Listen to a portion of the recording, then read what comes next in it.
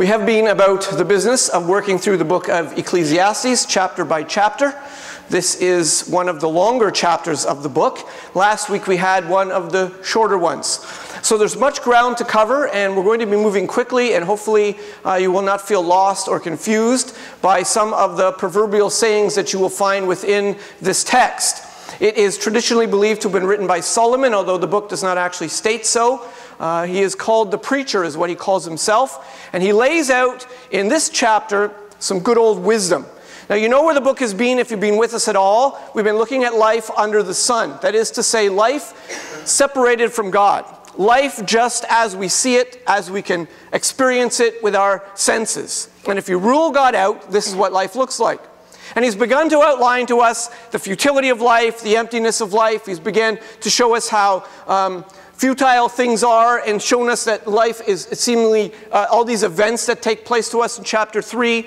And we saw how time to be born, a time to die, a time to reap, a time to sow, all these things are happening out of our control. That there's a God that somehow works behind the scenes, and there must be, in all this chaos in our lives and all these seasons that come and go that we have no control over, are for the purpose of drawing the human heart to the bottom of itself.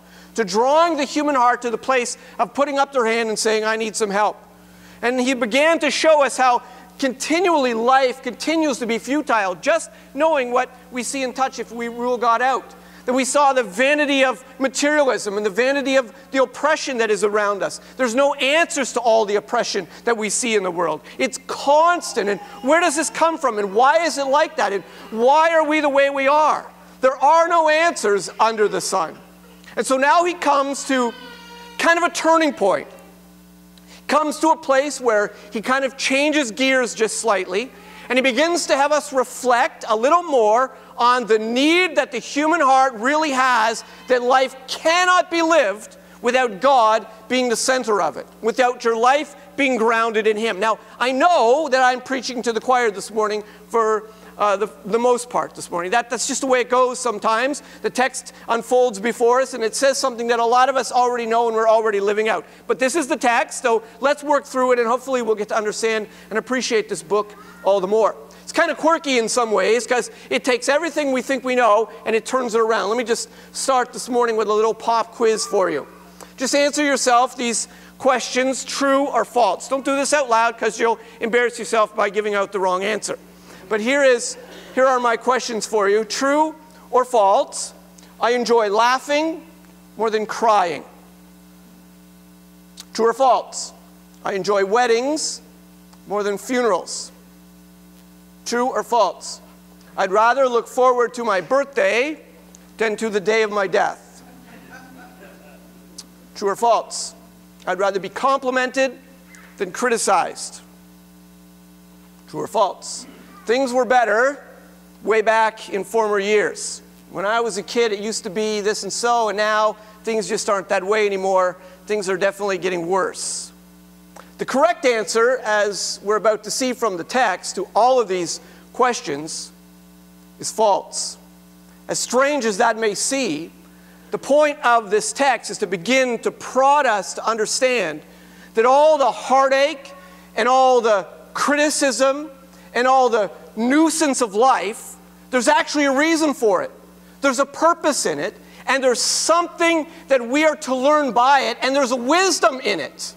Now, naturally, that's not the way we gravitate. We are brought up with a language of denial, where we don't talk about death and you get your insurance policy and the word death is never mentioned.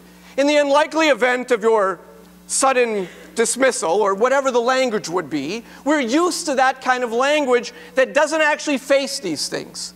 You ever been on an airplane and they're going through their little routine of how to stay safe, and they'll say some line, something to the effect of, in the unlikely event that this aircraft were to land on water.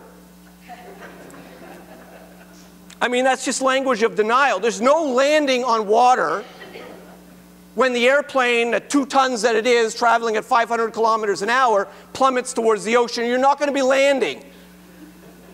We just talk in ways that make everything sound because we're used to that. Well, the text this morning doesn't allow that for us. It wants us to look at things that are really the way they are because there's a lesson in it for us. There's something to be seen in great wisdom in all the things that we experience under the sun. And he begins with this very intriguing statement. A good name is better than precious ointment, and the day of death than the day of birth. Fascinating. Well, you probably understand that he's talking about a good name in terms of reputation. He's not talking about your good name, whether your name is Christopher or Moses or whatever your name would be. That's not what he means. You know that. He's talking about who you are. A good name, a good reputation is better than, and he likens it to precious ointment, which to us isn't necessarily something of great value in our age, but it was to them. The closest we can come to understanding something of, to put our cultures together would be a $500 jar or bottle of perfume in some lavish place in New York City or Paris or whatever the case.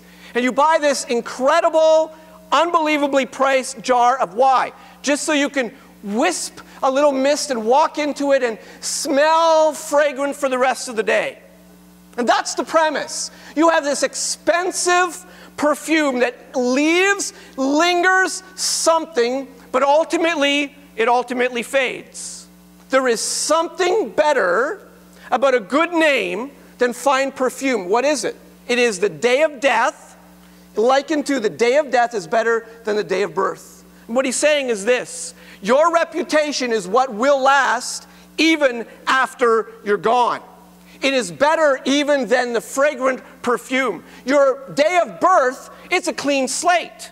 You have no life to lead. You have nothing, or rather no life to leave. You have nothing to show yet. But your day of death, now you have a reputation that will come behind you. Something will linger. And in that sense, he's saying, pay attention. The day that's coming for you is more important than the day you were born, because you are going to leave a lasting legacy. Your life needs to count under the sun. Just by way of example, that's your and quirky story.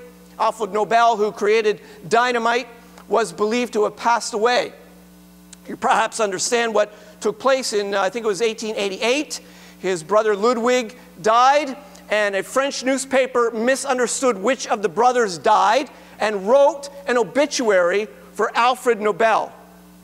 So Alfred had the unfortunate pleasure, if you can put those words together, of sitting down one morning and reading his own obituary because of the confusion of which of the brothers had passed away.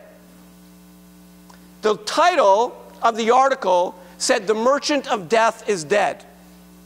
And he read this: Dr. Alfred Nobel, who became rich by finding ways to kill more people faster than ever before, died yesterday. He realized for the first time what legacy he would leave in the eyes of the public, and what people would think of him because he had created and invented this device known as dynamite, and the human race had used it in whatever ways they had been using it. And he was taking the blame for all that was taking place in all the wars of the world, and people were seeing him, and he began to ponder in his own heart. Secular man, but just for the sake of illustration, let me help you understand where the text is going. This man began to take stock of himself. The day of my death is better than the day of my birth. It's more important. And that's why now, to this day, we have the Nobel Peace Prize, which he took some of his funds and began to put into for the sake of promoting and having peace declared around the world. This man began to take stock. Understand the wisdom of it. This is not all mopey, sad, to be all every day of your life thinking about the fact that you're mortal. That's not what this is. But the wise person pays attention. We're living under the sun, so you might as well get real about it. You understand this, you get one life, one shot. The day of your death is more important than the day of your birth. So plan for it. So he begins to say this: it is better to go to the house of mourning than to go to the house of feasting. Would you rather go to a funeral or to a wedding? Well, wisdom says it is better to go to a funeral than to a party. Why? For this is the end of mankind, and the living will lay it to heart. This doesn't mean you get all excited every time there's a funeral. This is not saying you should jump up and click your heels. I get to go to the cemetery today. This is not about being weird. It's about the reality that it brings to the human heart, the soberness that it brings to the human spirit. It is an opportunity for us to remember that we are not here for long. Those of us who forget that, who think that, we're young, life is still ahead of us, blah, blah, blah, whatever the case. Funerals are an opportunity, he's saying, for the human spirit to recognize you are here one time only. You are a breath in the wind. You are dust on the horizon. You are here today, gone tomorrow. You are grass that rises, is scorched by the sun. You are a plunge into a barrel of water that's removed, and there's no sign of anything at all. You are just here for the moment. It's not depression. It's just a truth. And it's a truth that we need to be in mind of. That's what he's saying. Sorrow is better than laughter. For by sadness of face, the heart is made glad. There is a lesson that is learned in the depths of sorrow. The heart of the wise is in the house of mourning, but the heart of fools in the house of mirth. The house of fools, or the heart of fools rather, is in the house of mirth. Mirth is not a word we use very often in English language, but you certainly get the sense of what that's about. Why is the heart of wise in the place of mourning? Because there's a reality that comes. There's a lesson that's learned. There is something that's gleaned from this. It is better to hear the rebuke of the wise than to hear the song of fools. Would you rather be criticized or complimented? Would you rather hear the song of fools that's constantly telling you what? How wonderful you are. Your eyes are like pools of gravy or whatever poetic thing they can think of to say. You've got these love songs that are always telling you how wonderful you are. And oh, it's so wonderful. And I'm not saying that's wrong. Don't hear me wrong. But this airy-fairy lightheartedness, you learn nothing from it. There's no substance to it. There's ultimately no reality to it. But it is better to hear the reality of the truth that there is something wrong with the human heart. The rebuke of somebody who will tell you, you are out of line. You are wrong for the way you're behaving. You are not right in line with God. Your heart is sinful before God. You are over the line of justice and righteousness and truth. You need to hear the rebuke of somebody who will set you straight. And he's saying it is better to hear somebody who will tell you the truth about what you need to hear in your heart than it is to block it all out and to go through life, la, la, la, la, la, la. I'm not going to die. I'm wonderful. I hear all these songs. Everyone thinks I'm great. You're a fool. You're not paying attention to what life under the sun allows us to see. That our life is short, that life, it matters if you hear the truth about who you are. You need to be open to this. It is the heart of the wise. For as the crackling of thorns under a pot, so is the laughter of fools. This also is vanity. What a great image. Have you ever had a fire and you've thrown something in that really has no substance to it? I know in times past we've been camping and you want to get a fire going on a damp day and you can pick up leaves and different things and go down and find a good handful of pine needles. You throw them on the fire and what do you get? A really great surge of flame for about 2 seconds. And it's gone. As the crackling of thorns under a pot. There's a lot of snapping, there's a lot of crackling, there's a lot of noise, but there's no substance. You can't cook on that. It flashes, it flares, and it's gone. So is the laughter of fools. Ha, life is great. Let me get out my cell phone again while I'm sitting here in the dentist's office and watch one of those YouTube videos about little kittens. Oh, they're so cute. And life, you don't even have to think in the culture that we live in. We are not allowed to stop and think and pay attention. We are not given the moment. You're a fool if you stop and take stock and consider. Life is fun. Make fun. Go watch another movie. Stick the TV on. Run to that video. Listen to this. See that. It's a sound of fools clamoring through life without ever taking stock of what life is really about. The wisdom that comes to us under the sun from all that we see and all the anguish and the pain, the death and the sorrow, it's a wake-up call. Our lives need to be right before our Creator. Surely, verse 7, surely oppression drives the wise into madness. There's no answer to why there's always poor people, why people are always oppressed, why people are always in trouble. It's constant. You're driven to madness to try and sort this out. And a bribe corrupts the heart. Better is the end of a thing than its beginning. The patient in spirit is better than the proud in spirit. We all can relate to that. Better is the end of a thing than its beginning. How many times have you said, well, hindsight is 20/20. It's so often we say that. You go through all these heartaches and all these troubles, and that's kind of the text. He's talking about, all this mourning and suffering and all that we face, and then you're wondering why? Why? What's going on? And he says, better is the end of the thing than its beginning. You can look back, and you can take stock, and you can learn from it. You will not understand what is going on at the moment. Better the patient in spirit, the person who can wait this out, the person who can ride out all the trials, the person who can, in the end, see it, than the proud in spirit. Why did this happen to me? Why is this going on? Why did God allow this to happen? Why did this happen to my child? Why is this going on in my family? Why? Do not be quick in your spirit to become angry, because bitterness, anger, lodges in the heart of the fool. If you're not willing to let things play out and teach you a lesson, you will find your heart to be bitter, to be angry. It's life under the sun. Say not, why were the former days better than these? Well, that is just the heart of the fool. Say not, why were the former days better than these? It's easy to look back and to think, oh, life was so much better. It wasn't. You just didn't realize that the sorrow that you're facing now was the same sorrow that somebody else was facing then.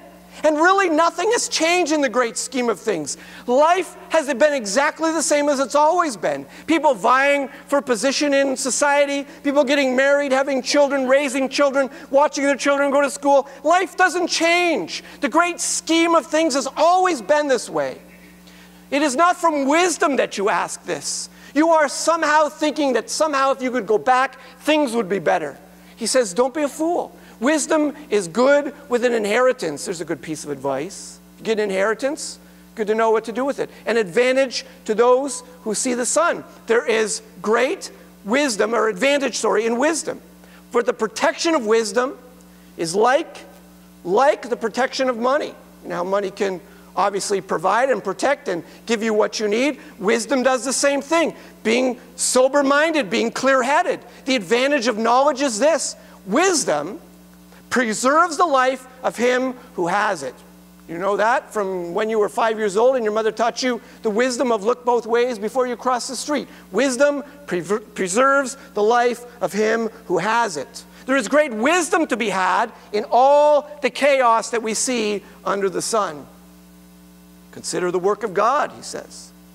Who can make straight what he has made crooked? Who can make straight what he has made crooked? He's now about to help us to see things from an entirely different perspective. He has caused us to recognize that there is mourning, there is sadness, these are better because we learn from them, and all the heartache and all the headaches and all the life trials and all that's going on. But understand this, consider this. Think about this. If you've got the wisdom now to slow down, to not be bitter in spirit, but to pay attention, consider this. That God is behind all of this. Who can make straight? Who can make right what God has decided to make crooked? You're fighting against God. In the day of prosperity, be joyful. In the day of adversity, consider this. God made the day of prosperity as much as he made the day of adversity. He made one as well as the other so that man may not find out anything that will be after him. You will never figure life out on your own. You will never know the future. We will always live on eggshells. There will always be that tension of what if and anything could happen. I was talking to my sister last night, and I don't even know how it came up, just a random statement that she said. And she made some statement about, well, if nobody shoots you before then. Thank you very much. What's in your head that you would think that would happen? I said, well, that's highly unlikely. I live in a very lovely town. She said, well, you never know. You know, that's kind of creepy, but in a sense it's true. You never know. You just never know. Isn't that exactly what this text is saying? So the man will not find out what will be after him. You just never know. We don't know. You don't know what's facing you. You don't know what's coming. You don't know what tomorrow brings. We just don't know, because we are living in the hand of a sovereign God.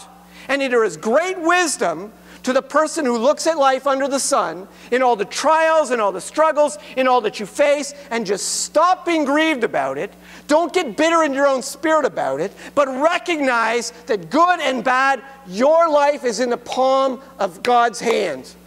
Every breath you take is a gift from Him. Every heartbeat you have is a gift from Him. Nothing can come to you. Nothing can be taken from you. Nothing can happen except that God's sovereign hand is in it. Don't ask me to explain how that works. Who can make straight what He has made crooked? Who can understand why and the wherefores and what's going on? Don't ask me to explain it to you. Just know this. There is wisdom in resting in the very fact that behind all that's going on under the sun, that God continually reaches His hand through our snow globe glass and keeps your life in His hand. There is wisdom in that. There is rest in that. Consider, he says. You remember this? This theme is throughout the book, and going back quickly to chapter 3, you remember that phrase when I've already mentioned it to you. A time to be born, time to die, time to kill, time to heal, time to tear down, time to mend, all those things, a time for war, time for peace. And then immediately after all these seasons that we face, what does he say? God, He has made everything beautiful in His time. He's got His hand on all of these things. He has put eternity into man's heart. You know, something beyond you is the reality of life. Yet, so that man cannot find out what God has done from the beginning to the end. God is in control of all these seasons, but we don't understand the seasons. And that is a continual theme throughout the book of Ecclesiastes. Verse 15, in my vain life, I have seen everything. There's a hyperbole if ever there was one. In my vain life, I have seen everything. He's going to give you now an example to show you how random life can be. How you can think you understand how life will go, and you're wrong. There's a righteous man who's living a righteous life, who you would think in yourself, because he's a righteous man and he's doing good, that God will bless him and he'll live a long time. That makes sense. There's a righteous man who perishes in his righteousness.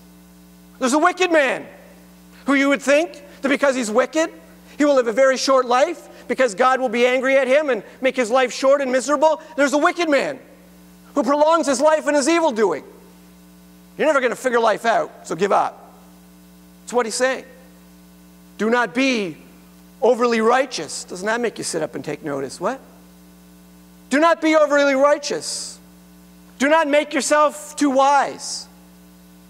Why should you destroy yourself? There's a great question. Do not be overly righteous. He's now talking about the very same thing that Jesus faced in the days when He was here. That Pharisaism that creeps into the heart of man, that makes him inoculated from finding truth about God.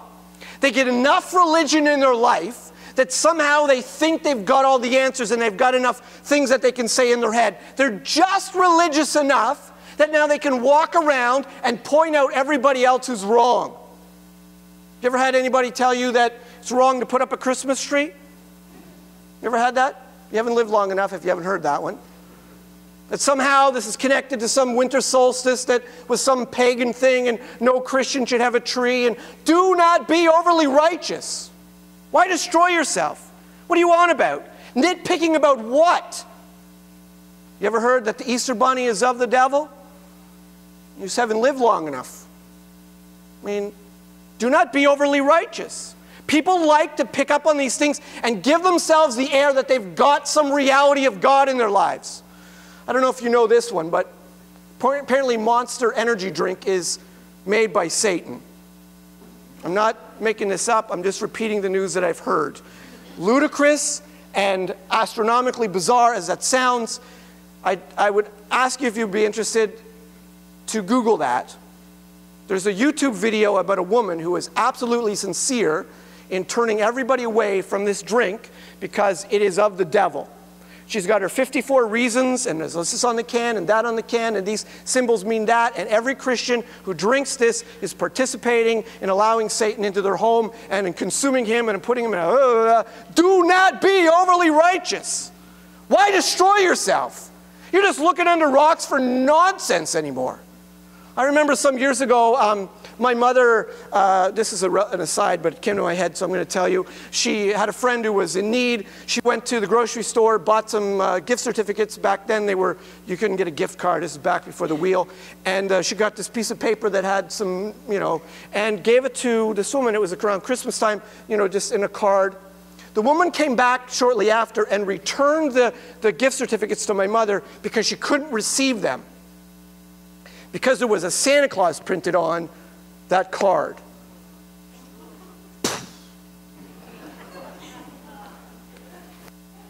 Wow, you're so godly, aren't you?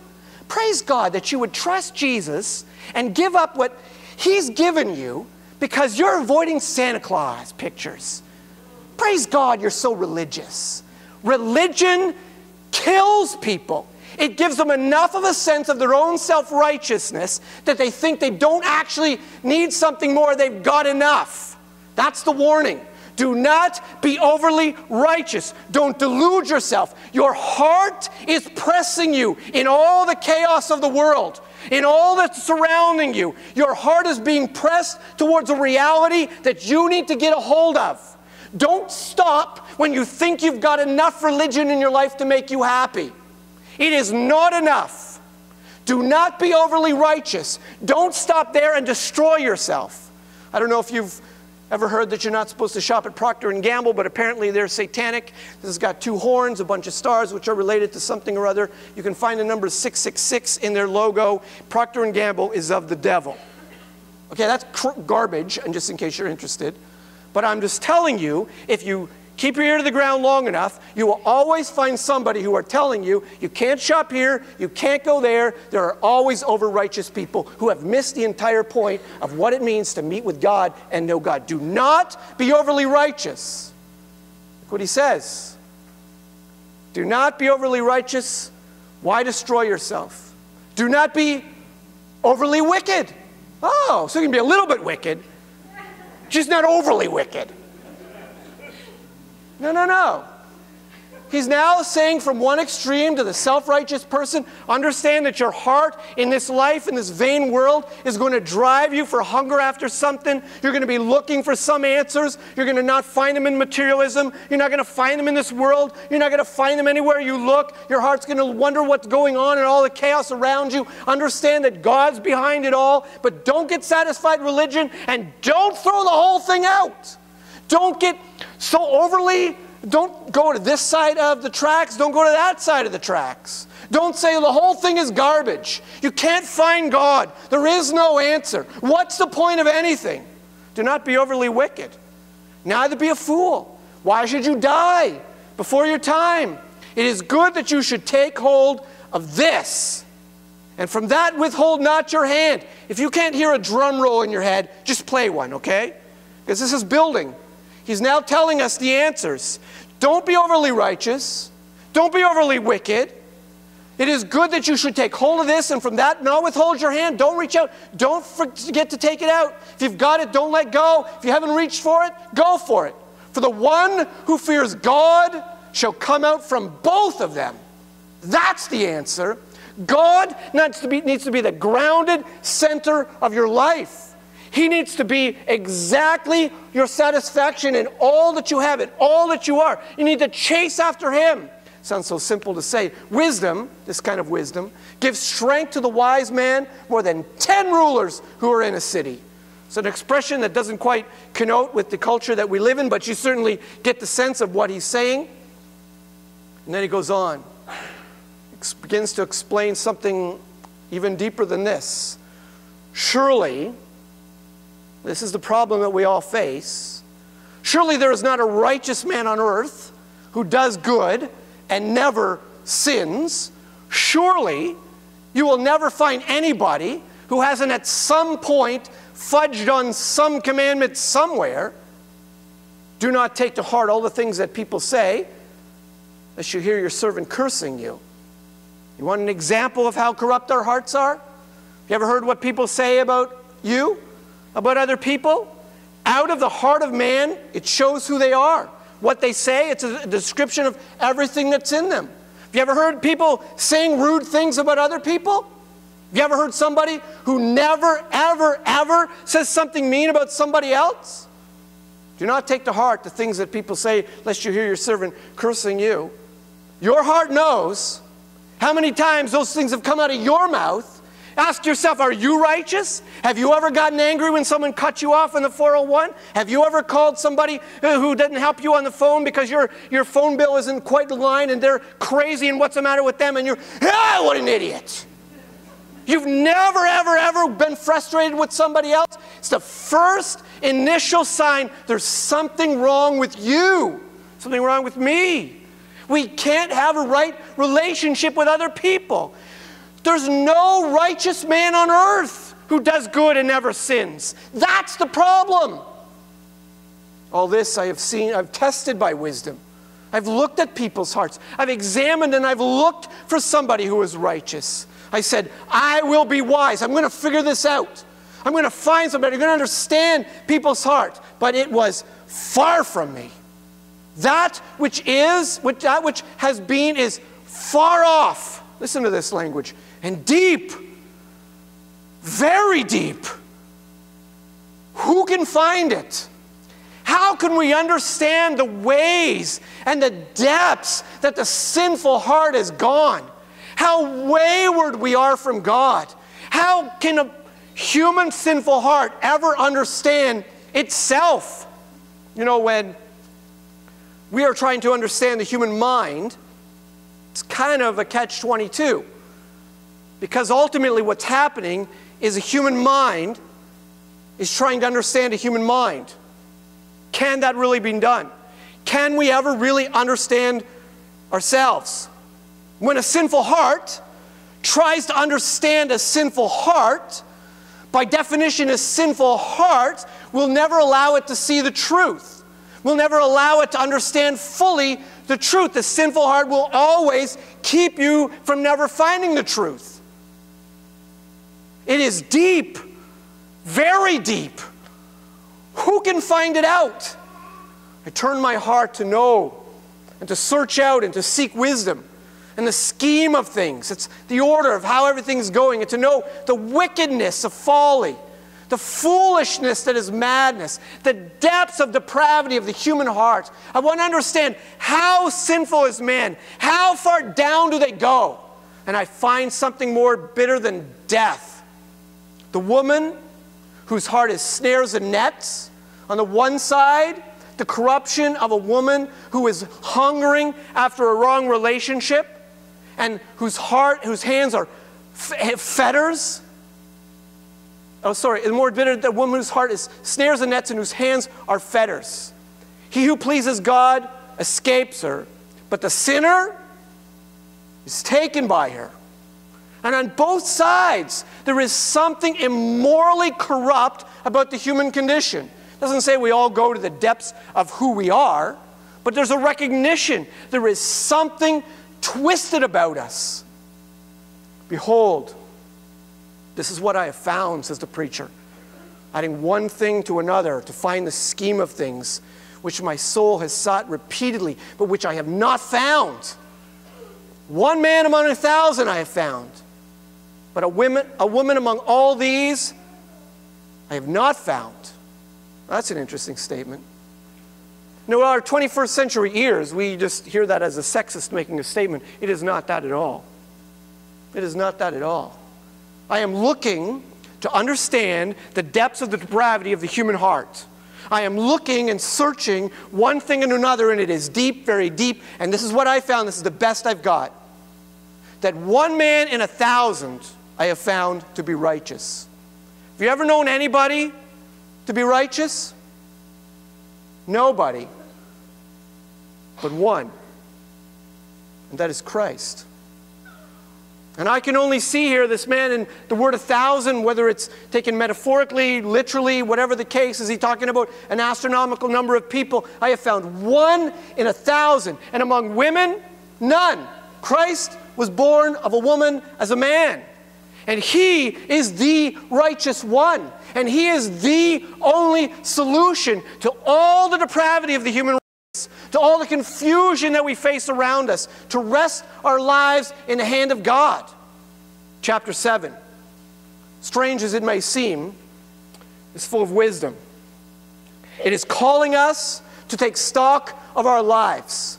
It is calling us to take stock of how we live and who we are. Pay attention to the fact that you are mortal, that everything around you will show you that you're mortal. Everything will remind you that you need to take stock of your own heart and get right with God. And know this, that as you begin to search and begin to try to understand life around you, you will begin to recognize there's only one answer, and your life has to be in the hands of God. And now as you begin to focus and understand God is in control of your life, don't get just satisfied with a little bit of religion. Don't just think, well, you brought up a few things in Sunday school and you know a few little thoughts and you've got enough about Jesus in your head and you're fine and you're good to go. And you're going to live your life how you want to live. Don't you understand? Your heart is so depraved, so twisted, so dark. You will be lied to by your own heart and be told that you're fine. The truth of the matter is, spiritually speaking, we are not fine. There is one who can make us righteous, and only one. And the human heart needs to come to that one. And when we find Christ, who is life indeed, we truly find life under the sun. We truly find what it is to really live when we die with Christ. If you don't know him this morning in a way that your life has been transferred from death to life, that your old ways have been passed and your new ways have come because of what Christ has done for you, let me encourage you to explore him and understand he is the one righteous and you are not. He is the answer that you are looking for. He holds all the solution to the human heart. He can undo everything that you have done. And if you know him this morning, thank God that you know him this morning. Rejoice in who he is and what he's given to us in life indeed. Can we pray?